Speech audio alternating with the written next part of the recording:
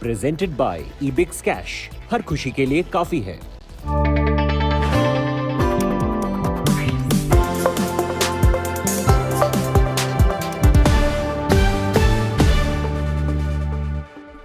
Good evening and welcome. You're with us here on Business Today. I'm Abha Bakaya.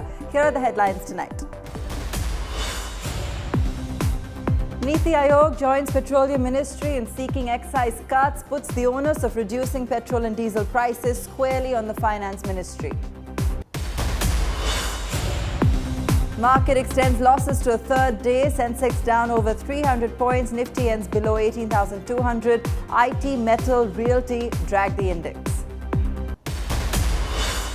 Business Today exclusive. Maharashtra-based tycoon Nikhil Merchant leads the race for acquiring Reliance Naval. Plans to build frontline warships and submarines at the shipyard once it comes out of bankruptcy court. India scripts history as the country crosses 100 crore vaccination milestone. We'll get you an exclusive conversation with both Adar Poonawalla of Serum and Krishna of Bharat Biotech.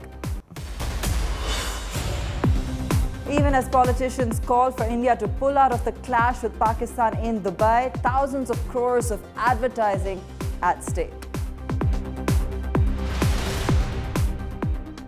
Well, first, news on petrol and diesel prices. NITI Aayog has joined the Petroleum Ministry in lobbing the ball in the Finance Ministry court. Amitabh Kant, the CEO of NITI Aayog, today made it clear that it was up to the Finance Ministry to ease the burden on the common man by reducing the excise duty on petroleum products. However, the Finance Ministry does not seem to be in the mood to lose any of its revenues. Ministry sources told Business Today TV that an excise duty cut was not on the cards yet. Officials say that reducing excise would not help as international crude prices are rising every day. Recommendations to the Finance Ministry regarding excise cut to have some reduction in fuel prices? Those will be examined. You know, these are international markets. I'm quite sure Finance Ministry will look into this issue as we go along, surely. Okay, I have both Chetan Bhutani and Karishma Asudani joining us on the show tonight to take us through all the various factors at play here and the different messaging we are getting from both the ministries. Chetan, let me come to you first. You actually spoke with Amitabh Kant. You've got NITI Aayog's point of view. They seem to be quite confident that an excise cut is on the offing. Absolutely. The word coming from Amitabh Kant is significantly important because you should consider that Amitabh Kant is NITI Aayog CEO and a very powerful bureaucrat in the administration. So a word coming from NITI Aayog means that there are some discussions in the government regarding giving relief to the customers. Remember, the crude prices are at all-time high, and the government of India has also, in fact, reached out to OPEC nations, all producing nations, to increase the supply of crude and fuel. But you should also remember that such a move could probably give a very little relief to the consumers because, as you mentioned before, the prices of crude are at all-time high. Absolutely, and they seem to be rising every day. Karishma, you've heard differently though. Tell us, is the Finance Ministry showing any signs of relenting? Could they take another look at this issue given the kind of pressure this is going to put on the common man especially? Abha, it is definitely under examination, and that is the word which is also coming from NITI Aayog, which sources from Finmin tell Business Today TV that there is no plan as of yet by the Finance Ministry to take a call on excise cut because let us also measure certain dynamics here. It's going to directly impact the expenditure cap that government has set for the fiscal, and if the government goes for a cut, how benefit is it going to be for the consumers, keeping in mind that the crude prices are really on a rocket high, and if the government goes for a cut, the states will also go for a rise when it comes to VAT in order to maintain their revenue targets. So you see, it is a circle round there. While the government is examining, they are not very keen on a cut right now. They're wanting the prices to stabilize. All right, Karishma, Chetan, thank you both for joining us. Third straight session of losses for equity markets. The Nifty down nearly 400 points. That's about 2.3%. Remember, it touched a peak of 18,604 in the week so far. Continued to see volatility in trade today. However, the Nifty bounced back from a low of 18,048, finally settling at about 18,178. That's down about 88 points for the session. Sensex was down about 300 points for the session at 60,923. Private sector banks, along with stocks like BPCL, Tata Motors, Coal India, helping the Nifty recoup some of those losses. Among the sectoral indices, the S&P BSE BankX, Private Bank Index, PSU Index and Auto Index all gained between 0.5 to 2%, while the BSE IT, Metal, Telecom, Realty and Consumer Discretionary Index lost between 1.5 to 2.5%. Among the individual stocks, IRCTC recovered some of its losses witnessed in previous sessions, closing the day up 3% in trade. Top laggards on your screen as well: Asian Paints, Hindalco, Infi, RIL, TCS, some of the big names that were on the losing side today. Top of the charts, however, Kotak Bank up 7%, Tata Motors another 4.5% higher there. Grasim, HDFC and BPCL managed to perform well today. Now, a big Business Today TV exclusive. A consortium led by Gujarat and Maharashtra-based tycoon Nikhil V. Merchant is leading the race to acquire the debt-laden Reliance Naval and Engineering Limited, originally known as Pipavav Shipyard. Sources have told Business Today TV that Merchant, who has a $1 billion LNG port and regasification terminal project coming up adjacent to the shipyard, is the force behind the 2,400 crore rupee bid by Hazel Mercantile. The low-profile and astute businessman, who is the managing director of Swan Energy, is said to have plans to build frontline warships and submarines at the shipyard once it comes out of bankruptcy court. The other bidders included a Dubai-based NRI who offered lenders only 100 crore rupees. The second, slightly higher bid of 400 crore rupees was put in by steel tycoon Naveen Jindal's group. Let's go across to Chetan Bhutani for more details on this and who's really emerging as the frontline bidder. Well, Reliance Naval could soon see a debt resolution. What we are given to understand from our sources is the fact that Nikhil Merchant's consortium is an active lead to acquire the debt-ridden company. In fact, Reliance Naval owes banks about 12,000 crore rupees. In fact, IDBI Bank and SBI Bank are in fact the major consortium of banks who has the maximum exposure. In fact, our sources tell us that SBI's exposure to Reliance Naval is about 1,900 odd crore rupees. In fact, Reliance Naval's bid has been fetched about 2,400 crore rupees by Nikhil Merchant's consortium and 400 crore rupees by Jindal Group. So definitely the lenders are also, I'm told by my sources, are very keen on closing this. In fact, because you remember ABG Shipyard and Bharti Shipyard eventually went into liquidation as the bidding process completely failed. So in times to come, we could expect the consortium led by Nikhil Merchant eventually winning the race for Reliance Naval. A historic feat achieved as India administers over 100 crore vaccine doses. As India scales Mount Billion, the Prime Minister salutes COVID warriors, calling it a triumph of Indian science. In an exclusive interaction, Serum Institute's chief, Adar Poonawalla, talks about vaccinating the world. With India restarting the export of vaccines, will the country play a pivotal role in protecting the world from COVID? Listen in to what Adar Poonawalla had to say. We took advances from a lot of countries, which then we had to return some of that, when we said we need more time to supply. But that's what we're looking forward to now. That's the final frontier where we get back to vaccinating the rest of the world, especially the low and middle income countries where only 3% of Africa is vaccinated, because we need to be able to provide these $3 vaccines compared to what else is available to them. And they're really counting on us and on India. Are you convinced that your commitment under the COVAX global sharing effort, you'll be able to sort of match all those commitments? Because for months, India didn't export vaccines. Do you see that now picking up over the next few months? Absolutely. The Honorable Health Minister in India announced that, yes, exports will resume. We're waiting to see the stock position in India, which, as I told you, is very good.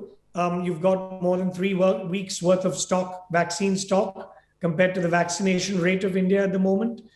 So you've got a good buffer being built up. And as that buffer keeps building up with other Indian vaccine manufacturers also scaling up. We also spoke to the top boss of Bharat Biotech, Krishna. He spoke to us about the delay in WHO's nod to Covaxin and the much-awaited vaccine for kids. Listen in. Dr. Ella, despite giving all sorts of data to the WHO, there's still been an inordinate delay in giving Covaxin that required approval. And even as we speak, there's a meeting that's going to come up. But I want to know from you, is there hope that this time will be the time that Indians who have trusted a safe vaccine like Covaxin and all the data that you've already submitted to WHO, this time will be the time that we'll get that approval for international travel and acceptance? I mean, I just want to say, Milan, very clearly, we have 6 vaccines approved by WHO. Already the company knows the regulatory system, what is expectation by the regulatory agencies. We are familiar with it, okay? And I think we are giving all the information to WHO, whatever they require. But I should not be commenting on the regulatory process and the systems, because that is not my job. My job is to produce that, give the data to them. It is their decision to make. I'm proud to say that at least I think we're the first vaccine in the world from 2 years onwards. It has gone and clinical trial that is done. And I think we know that it's a world platform technology. So we know that it will work in children also. That's what we did a clinical trial, shown to the regulatory agency, safety and immunogenicity were shown to them, and we produced all the data. But whether it is to be, how fast is going to be implemented to children, I think NTAC committee has to take a decision, Government of India has to take a decision, and once they give a decision, and there's a private pediatricians are waiting for this vaccine also. So it's the government has to tell us what is the road map for us. Good news for high flyers. Indian Airlines will soon be able to offer you high-speed internet even as you cruise at 38,000 feet. Public sector BSNL has tied up with global SATCOM firm Inmarsat to offer high-speed satellite internet in aircraft. This in-flight internet broadband will be available at speeds of up to 50 Mbps in the first phase. The internet service will also be available to all ships in Indian waters. The first airline to offer this service in India will be SpiceJet. That's before the end of this year. Business Today TV spoke to SpiceJet's Ajay Singh about this plan. We have tied up with Inmarsat and our new aircraft, the MAX aircraft, are equipped to provide broadband internet to our passengers. And now with the clearance yesterday of the gateway, the Inmarsat gateway, we are very hopeful that over the next few weeks, the MAX aircraft as they fly, passengers who travel by that will get full internet, broadband internet access on board. The SpiceJet promoter has also confirmed what was widely discussed as industry gossip. In an exclusive conversation with Business Today TV, Ajay Singh also indicated that he had bid for Air India not as a serious bidder, but more for the cause of supporting the airline's disinvestment plans. Listen in. Firstly, I think it was a great honor for us to participate and be one of the 2 bidders for Air India. And we are happy that we participated because also, you know, in a single bid situation, it would have been difficult for government to disinvest Air India. I think great congratulations to the government for the successful disinvestment. And our best wishes are with the Tatas. Well, talking about Air India, is the sale in trouble after this comment? Let's go across to Krishna Gopalan, Deputy Editor at Business Today magazine. Krishna, what do you make of the comment that we heard from Ajay Singh, the fact that he indicated it was really more about ensuring that there was at least 2 bidders for Air India?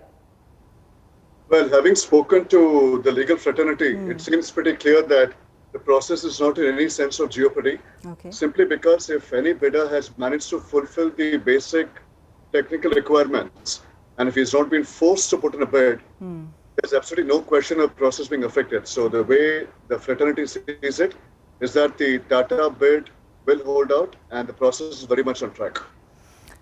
All right, Krishna, thanks for that quick perspective. Cheer for the Indian real estate market, which is among the worst affected sectors during the pandemic, with people finally stepping out of their homes and the economy showing signs of a comeback. Housing sales are up, and one of the big reasons is increased affordability. It's an early Diwali dhamaka for the COVID-battered realty sector, with macro indicators signaling a robust economic recovery. House sales and new supply numbers are on the rise. According to survey by PropTiger, house sales have seen a boom with 250% rise in the July to September quarter as compared to last year. The surge is phenomenal even compared to April to June sales, which had plunged due to the effect of the second wave. One of the biggest reasons for this is home loan interest rates, which are at a 10-year low. Altogether, it's just the positive sentiments that's in the market. The interest rates are at an all-time low. Apart from the interest rates and the high-frequency indicators, the overall market sentiments is what we are seeing are very positive. Although sales are seeing an uptick, there is no corresponding jump in the prices.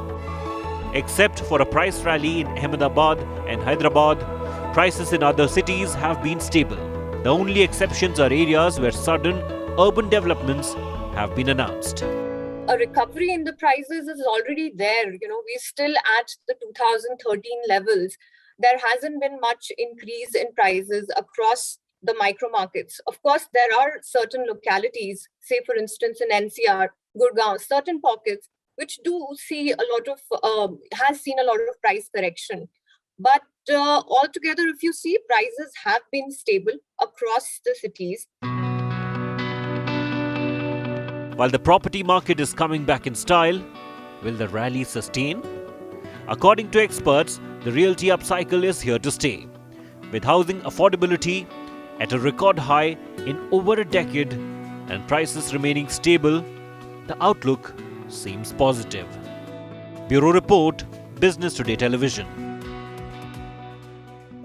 It's one of the biggest sporting events on the calendar, an event guaranteed to bring the entire nation to a halt this Sunday evening. However, the mega India-Pakistan T20 World Cup match on the 24th is facing political opposition.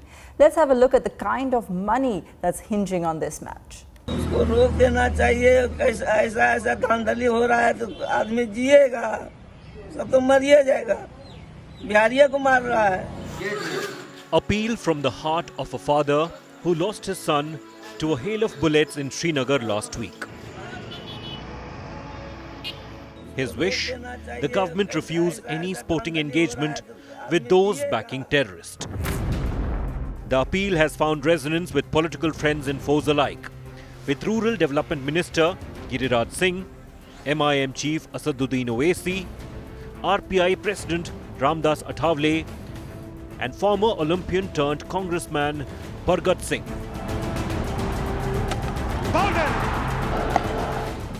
All calling for the India-Pakistan tie to be cancelled. Another boundary. BCCI, however, made it clear that cancelling the match was not an option. जहाँ तक match का सवाल, आपको पता है कि अंतर्राष्ट्रीय जो कमिटमेंट होते हैं आईसीसी के पहले भी बड़ा स्पष्ट है, उन कमिटमेंट में जो है आप किसी से खेलने से मना नहीं कर सकते हैं. तभी वो इंटरनेशनल कमिटमेंट जो आईसीसी के टूर्नामेंट होते हैं उस पे आपको खेलना पड़ता है. TV advertisers have already pledged 65 crore rupees in commercials. Every match has 2,600 seconds of ad breaks. And these breaks are sold in slots of 10 seconds each. According to reports, the going rate for the match currently is 25 lakh rupee per slot. Other India matches are being sold at 12 to 14 lakh rupees a slot, while non-India matches are commanding just 4 lakh rupees a slot. There are also several advertisers who have committed funds only for the Indo-Pak clash. What's more, ICC could be 150 crore rupees richer if India and Pakistan clash again in the finals. And that's it. India winning this game comfortably. Sources tell Business Today Television that if this happens, ads will be sold at 35 to 40 lakh rupees a slot if the two arch rivals clash in the finals. Clearly, a money spinner for the cricketing body. What dwarfs this amount is the money exchanging hands reportedly in the grey betting market. Sources say thousands of crores have been bet on the match within the country, with India as the clear favourite. Sunday's match between India and Pakistan is a mini economy. Flights between India and Dubai are completely booked. There is no space in hotels. All the rooms have been booked. In fact, stadium also has no space available. Hotels and bars have gone a step ahead and they have special viewing of the match. Everyone wants a pie of this economy. This is the first time India and Pakistan are coming out against each other in 28 months. This is Aishwarya Paliwal reporting for Business Today with camera person Parmeendra Sharma. Techtober has been an interesting month for the tech industry. While Apple announced new MacBook Pros with their new in-house chips, Google has also decided to make its own smartphone chips for the Pixel 6. Will this change the tech supply chain forever? Our tech editor Ayush Alwadi finds out.